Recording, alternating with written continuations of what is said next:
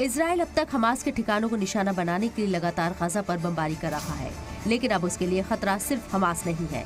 अब लेबनान के हिजबुल्लाह ने भी इजराइल पर हमले करने शुरू कर दिए हैं, जिससे इजराइल दो तरफा घिरता नजर आ रहा है। इन हमलों का जवाब देने के लिए इजराइल ने अपनी इजाफी फोर्स तैनात की है, जो लगातार हिजबुल्लाह पर बमबारी कर रही है। 2 दिनों में इजराइल ने साउथ लेबनान में हिजबुल्लाह पर एक के बाद एक लगातार एयर स्ट्राइक की और टैंक से गोले बरसाए। हमले कितने जबरदस्त थे, इसकी तस्दीक लेबनान के आसमान पर धुएं की शक्ल में दिख रही तस्वीरें कर रही थी। इजरायली फौज ने साउथ लेबनान में हिजबुल्लाह पर की गई बमबारी के वीडियो भी जारी किए। पहले वीडियो में इजराइल ने जंगल में हिजबुल्लाह के ठिकानों पर मिसाइल डाली, पूरा इलाका धुआं हो गया। दूसरे वीडियो में इजरायली एयरफोर्स ने बिल्डिंग के पास से जा रही एक कार को निशाना बनाया। इस हमले में कार और उसमें बैठे लोग जाबाहक हो गए।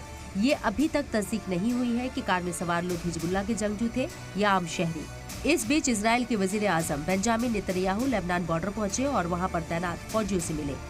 नेतन्याहू ने लेबनान बॉर्डर से हिजबुल्लाह को इंतबा भी दिया। नेतन्याहू ने कहा कि अगर हिजबुल्लाह ने जंग में कूदने की गलती की तो ये उसकी जिंदगी की सबसे बड़ी भूल होगी। הוא יתגעגע למלחמת לבנון השנייה, הוא יעשה את טעות חייו. ואנחנו נכה בו בעוצמה שהוא לא יכול אפילו לדמיין. והמשמעות לו ולמדינת לבנון היא הרסנית. नेतन्याहू ने जंग से दूर रहने की नसीहत दी तो हिजबुल्लाह ने भी पूरी ताकत के साथ जवाब दिया। वेस्ट बैंक में मस्जिद पर इजराइल के शर्मनाक हमले के बाद डिप्टी लीडर शेख नईम कासिम धमकी भरे अंदाज में उन्होंने कहा, אתם הורגים אנשי חיזבאללה שמנסים לתקוף את קו החזית שלנו. אני לא יודע עכשיו, כשאני נמצא איתכם, אני לא יכול להגיד לכם כרגע אם חיזבאללה יחליט להיכנס בצורה מלאה למלחמה. אם חיזבאללה יחליט להיכנס למלחמה, הוא יתגעגע למלחמת לבנון השנייה. הוא יעשה את טעות חייו. ואנחנו נכה בו בעוצמה. अगर इजराइल ने गाजा पर जमीनी हमला किया तो हिजबुल्लाह भी जंग में शामिल हो जाएगा और फिर इजराइल को उसकी बड़ी कीमत चुकानी पड़ेगी।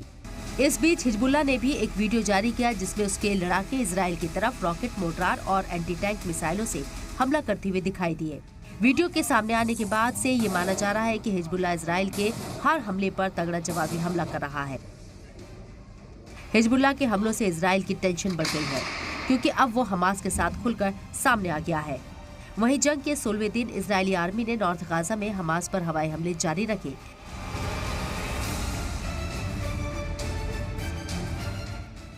गाजा बॉर्डर पर फौज और टैंकों की तैनाती के बीच इजरायली एयरफोर्स ने एयर स्ट्राइक कर कई इलाकों पर बमबारी की। इजराइल के हमलों में आसपास की इमारतें दहल गई और धुएं का गुबार दूर से ही दिखाई दे रहा था।